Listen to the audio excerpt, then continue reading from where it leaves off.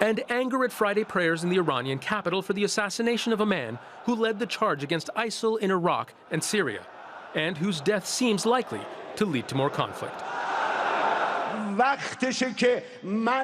God willing, it is now time to clear and cleanse the region of these devils. It is now time to show more resistance to the Americans and show our resistance with action, to tell those Yankees to get out of here, get lost.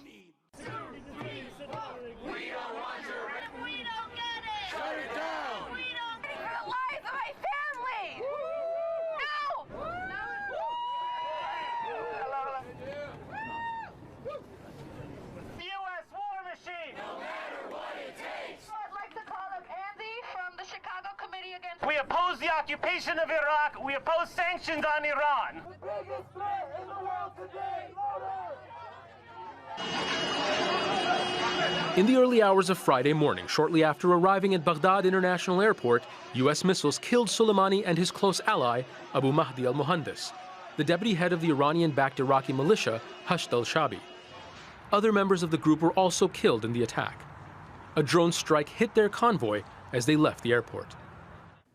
For Iran's Supreme Leader Ayatollah Ali Khamenei, Soleimani was a trusted confidant, a member of his inner circle. His killing in a targeted attack, the most extreme escalation in tensions between Tehran and Washington in recent years. Khamenei warned there will be revenge. The cruelest people on earth assassinated the honorable commander who courageously fought for years against the evils and bandits of the world. Soleimani's martyrdom will make Iran more decisive to resist America's expansionism and to defend our Islamic values. With no doubt, Iran and other freedom-seeking countries in the region will take his revenge.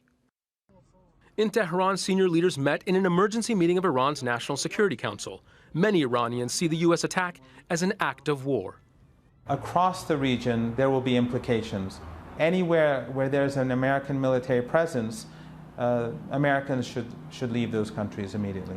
But if I was in the Emirates, I would leave now.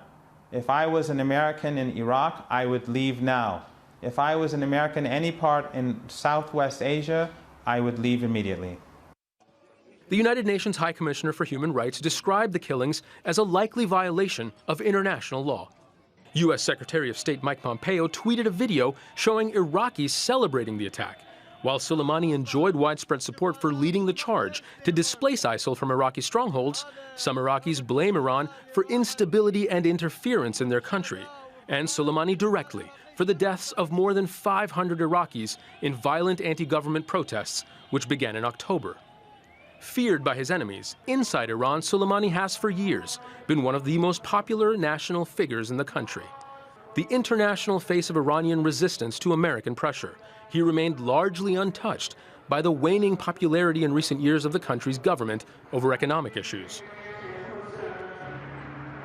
While there is talk of revenge, many Iranians don't want to see a war.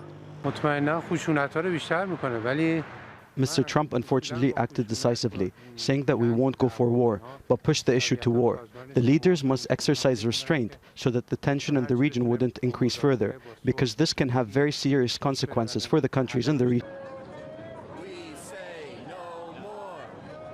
The strike in the assassination, really, of Major General Qasem Soleimani was designed to box in Iran, to try to create more of a war danger, a drastic escalation that could spill over into many countries after the wake of 25 years following the 2003 invasion that's been so destructive, certainly in the Middle East, but also for many people here in the United States.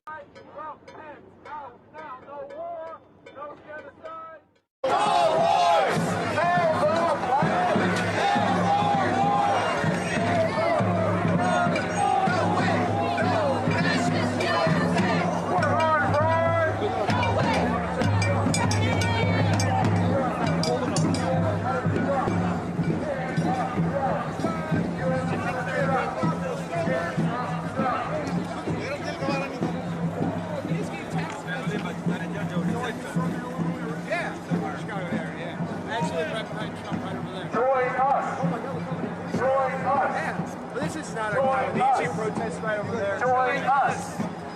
Join us. Join us.